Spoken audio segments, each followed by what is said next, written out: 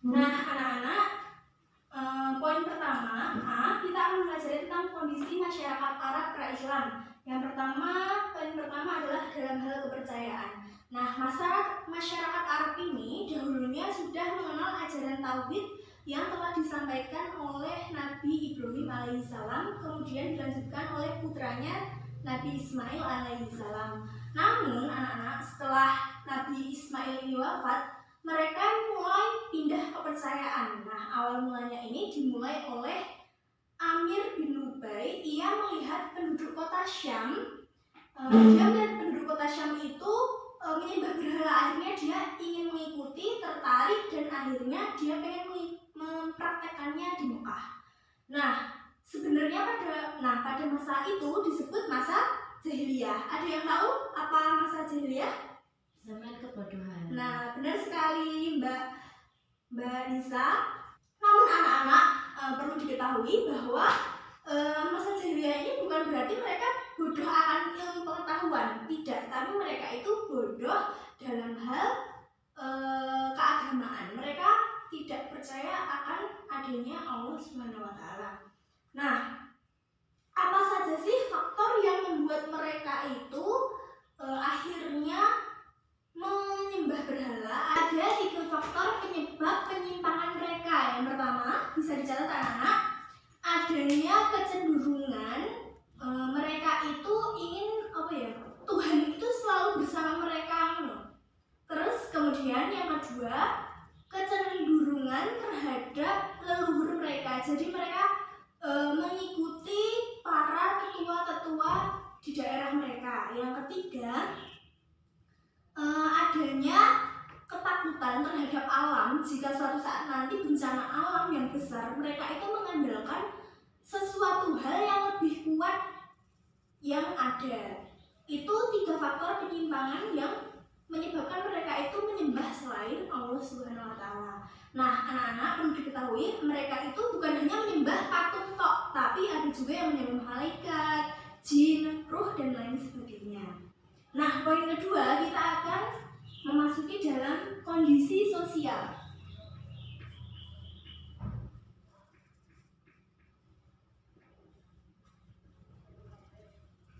Nah, anak-anak, kondisi sosial pada masa itu sebenarnya masyarakat Arab pra-Islam ini mereka itu memiliki hal yang positif maupun negatif, sikap positif maupun negatif. Nah, sikap positifnya itu mereka itu memiliki daya ingat yang kuat, terus memiliki sangat menghargai dan menghormati tamu, kemudian mereka menjunjung rasa hormat mereka.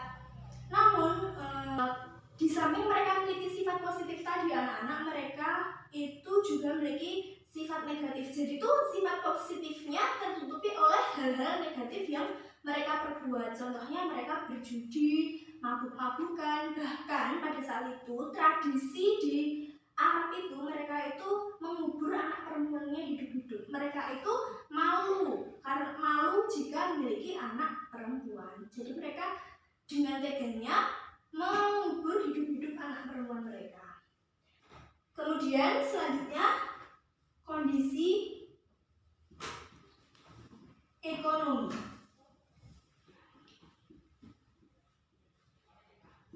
Nah, masyarakat Arab pra-Islam ini mereka memiliki mata pencaharian seperti berdagang, bertani, dan juga beternak. Masyarakat Arab Badui yang desa-desa itu biasanya mereka itu beternak, namun masyarakat yang tinggal di daerah perkotaan itu biasanya mereka bertani.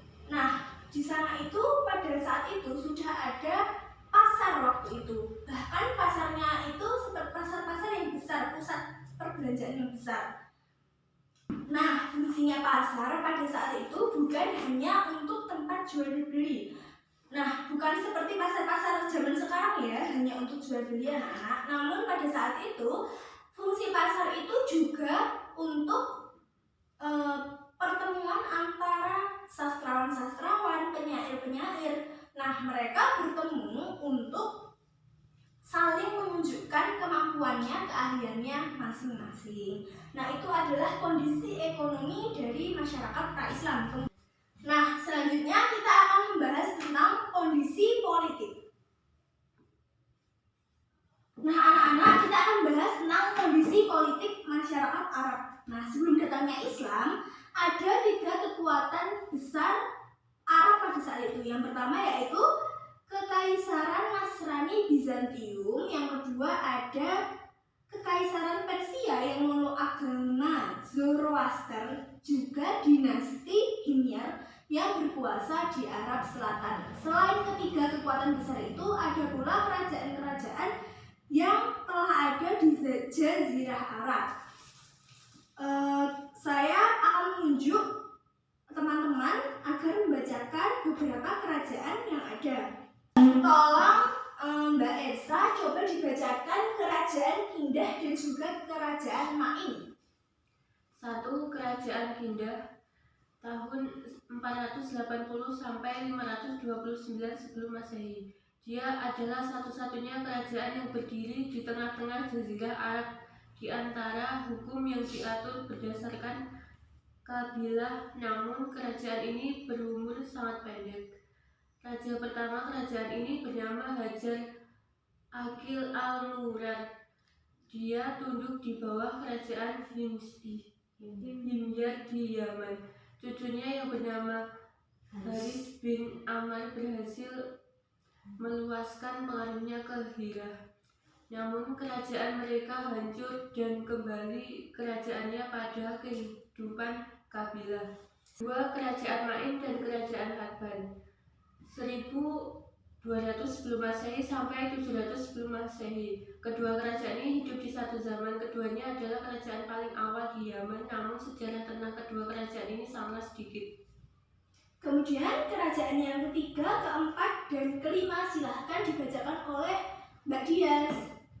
3. ketiga, Kerajaan Saba. Kerajaan Saba ini berdiri setelah runtuhnya Kerajaan Ma'in dan Hadban. Kerajaan Saba juga meliputi Hadramaut, ibu kotanya adalah Ma'rab.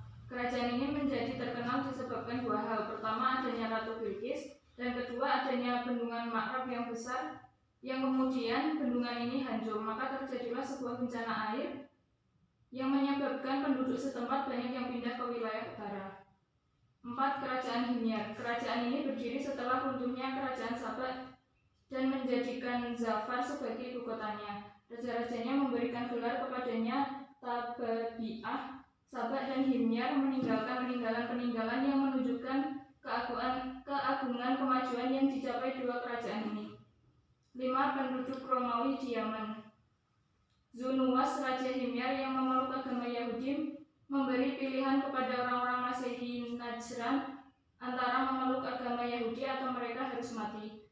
Ternyata mereka lebih baik memilih mati daripada dipaksa harus memeluk agama Yahudi. Maka dia segera menggali parit dan mereka dibakar di dalam parit itu. Terima kasih. Kemudian kerajaan yang ke-6 dan 7 dilanjutkan oleh Mbak Indah. Silahkan dibaca ya. Yang ke-6, pendudukan orang-orang Persia atas Yaman. Salah seorang anak Raja Himyar yang bernama Saif bin Yazan melarikan diri ke Persia. Dia meminta bantuan kepada orang-orang Persia untuk mengeluarkan orang-orang Habasyah dari negerinya. Maka mereka pun bergerak dan mampu mengalahkan orang-orang Romawi. Yang ke-7, Kerajaan Hira. Sejarah Kerajaan Hira ini mulai sejak abad 1011 Masehi dan terus berdiri sampai lahirnya Islam. Kerajaan ini telah berjasa juga terhadap kebudayaan Arab karena warga negaranya banyak mengadakan perjalanan-perjalanan di seluruh jazirah Arab, terutama untuk berniaga. Pada itu, mereka juga menyiarkan kepandaian menulis dan membaca. Karena itu, mereka dapat dianggap sebagai penyiar ilmu pengetahuan di jazirah Arab. Kemudian kerajaan yang ke-8 dan terakhir akan disampaikan oleh teman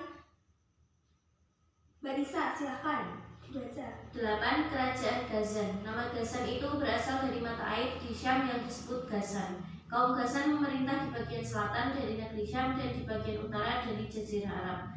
Mereka telah mempunyai kebudayaan yang tinggi dan menganut agama Masehi yang diterimanya dari bangsa Romawi, dan merekalah yang memasukkan agama Masehi itu ke jazirah Arab. 9. Hijaz. Hijaz berbeda dengan negeri-negeri Arab yang lain. Negeri Hijaz belum pernah dijajah, diduduki, dan dipengaruhi negara-negara asing. Hal itu dikarenakan letak geografis dan negeri miskin sehingga tidak menarik negara-negara lain untuk menjajahnya.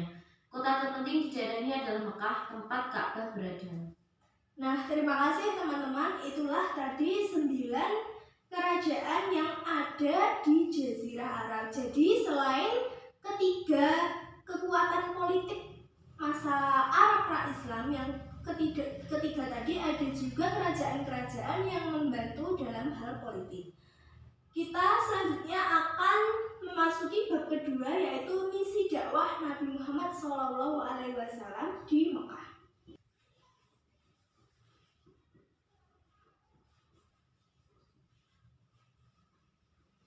Nah, poin pertama kita akan mempelajari tentang permulaan awal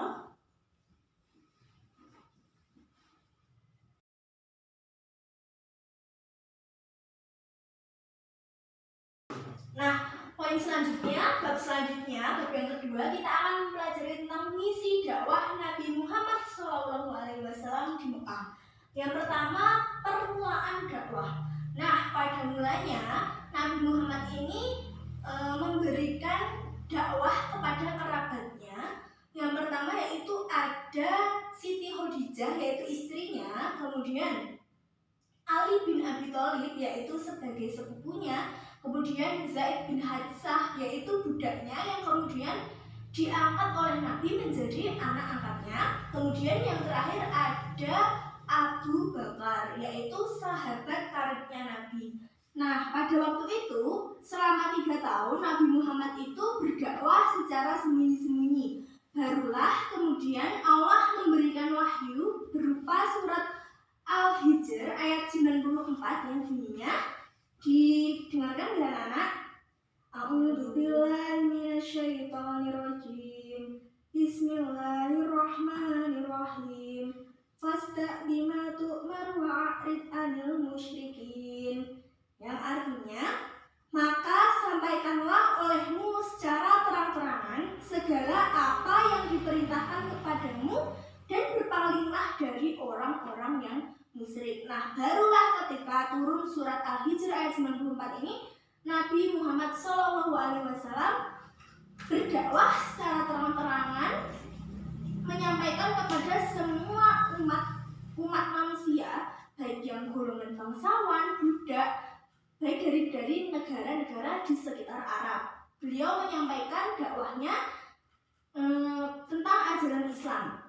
Nah, namun pada saat beliau berdakwah itu banyak sekali rintangannya, apalagi dari paman-pamannya, terutama pamannya yang bernama Abu Lahab. Nah, seperti yang sudah dijelaskan dalam surat Al-Lahab, itulah rintangan-rintangan yang diberikan oleh pamannya Nabi Muhammad. Nah, adapun yang disampaikan oleh Nabi Muhammad ini, beliau itu berdakwah apa saja sih? Yang pertama yaitu menyampaikan ajaran tauhid. Karena pada masa itu orang-orang Arab itu banyak sekali yang menyembah berhala, mereka masih dalam keadaan musyrik, maka Nabi Muhammad ini menyampaikan ajaran tauhid, ajaran hanya menyembah Allah yang Maha Esa. Kemudian selain mengajarkan ketauhidan, Nabi Muhammad juga mengajak masyarakat Arab itu untuk menyembah Allah Subhanahu wa Ta'ala. Karena pada saat itu mereka masih menyembah berhala kan. Kemudian Nabi Muhammad ini mengajak juga mengajarkan ketauhidan tadi. Selain itu, Nabi Muhammad juga memberikan penegasan bahwa suatu hari nanti akan adanya hari pembalasan. Apapun yang kita kerjakan itu bakal ada pembalasannya, baik yang buruk maupun yang baik. Jadi semua hal yang akan kita lakukan itu nanti ada pembalasannya anak-anak. Jadi itulah tadi pembelajaran pada hari ini. Apabila ada hal positif silahkan diambil hikmahnya, apabila tidak ada silahkan tidak usah diambil hikmahnya. Mari kita mengucapkan alhamdulillah bersama-sama. Alhamdulillahirabbil alamin. Terima kasih untuk pembelajaran hari ini. Mohon maaf apabila banyak salah kata atau salah penyampaian yang Ibu berikan. Saya minta maaf yang sebesar-besarnya. Selanjutnya marilah kita membaca doa kafaratul majlis bersama-sama. 1, 2, 3. Subhanaka Allahumma wa bihamdika asyhadu an la ilaha illa anta astaghfiruka wa atubu ilaik. Wassalamualaikum warahmatullahi wabarakatuh. Waalaikumsalam warahmatullahi wabarakatuh.